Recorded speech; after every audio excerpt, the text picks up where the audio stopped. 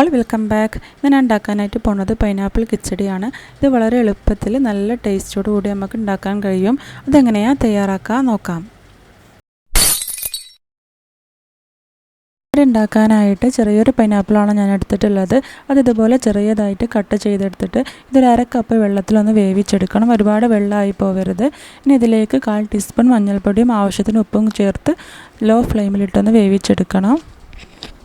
ഇതിലേക്ക് തേങ്ങ അരച്ചത് റെഡിയാക്കണം. അതിനായിട്ട് ഒരു മുറി തേങ്ങയാണ് ഞാൻ എടുത്തിട്ടുള്ളത്. അത് ഇതിലേക്ക് ഇട്ട് കൊടുക്കുക. 2 വലിയ പച്ചമുളക് എടുത്തിട്ടുണ്ട്. ചെറുതാണെങ്കിൽ 3 എണ്ണം എടുക്കുക.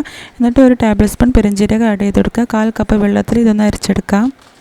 ടേബിൾ സ്പൂൺ കടുകും കൂടെ ആഡ് ചെയ്ത് കൊടുക്കണം. നല്ലപോലെ അരച്ചെടുക്കണം. അപ്പോഴേക്കും നമ്മുടെ പൈനാപ്പിൾ ഇവിടെ വെള്ളമൊക്കെ വറ്റി നല്ലോണം വെന്ത് വന്നിട്ടുണ്ട്. ഇനി ഈ തേങ്ങ ഇതിലേക്ക് ആഡ് ചെയ്ത് കൊടുക്കാം. ഇനി ഇതിലേക്ക് ഒരു ടേബിൾ സ്പൂൺ പഞ്ചസാര ആഡ് ചെയ്ത് കൊടുക്കാം. പിന്നെ 1/4 കപ്പ് തൈരും കൂടി ആഡ് ചെയ്ത് കൊടുക്കാം. തൈര് നന്നായിട്ട് കട്ടയൊക്കെ ഒടിച്ചിട്ടാണ് എടുത്തിട്ടുള്ളത്. അപ്പോൾ ഇതിലേക്ക് ആഡ് ചെയ്ത് കൊടുക്കുക. എന്നിട്ട് ഒരുപാട് വേവിക്കരുത്. ലോ ഫ്ലെയിമിലിട്ടൊന്ന് വേവിച്ചെടുക്കുക. ഒരുപാട് വേവിച്ചാൽ തൈര് വേറിട്ട് പോവും. അപ്പോൾ ഇനി ഇതിലേക്കൊന്ന് തൂമിച്ചൊഴിക്കാനും കൂടി ഉണ്ട്.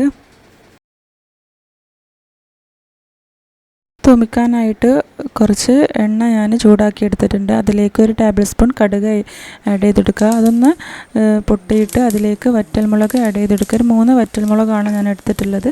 കുറച്ച് കറിവേപ്പിലയും കൂടി ആഡ് ചെയ്തെടുത്തിട്ട് ഒന്ന് നന്നായിട്ടൊന്ന് വഴറ്റിയെടുത്തത് നമ്മുടെ പച്ചടിയിലേക്ക് ആഡ് ചെയ്തെടുക്കാം. അപ്പോൾ ഇത്രയേ ഉള്ളൂ. പൈനാപ്പിൾ പച്ചടി തയ്യാറാക്കാൻ വളരെ ഈസിയാണ്, നല്ല ടേസ്റ്റുമാണ്. എല്ലാവരും ഒന്ന് ഉണ്ടാക്കി നോക്കുക. എന്നിട്ട് ഫീഡ്ബാക്സൊക്കെ അറിയിക്കുക. വീഡിയോ ഇഷ്ടപ്പെട്ടെങ്കിൽ ലൈക്ക് ചെയ്യുക, ഷെയർ ചെയ്യുക. ചാനൽ ഇതുപോലത്തെ ഈസി റെസിപ്പിനായിട്ട് മന്മം ചാനൽ സബ്സ്ക്രൈബ് ചെയ്യുക. Thanks for watching. ബൈ.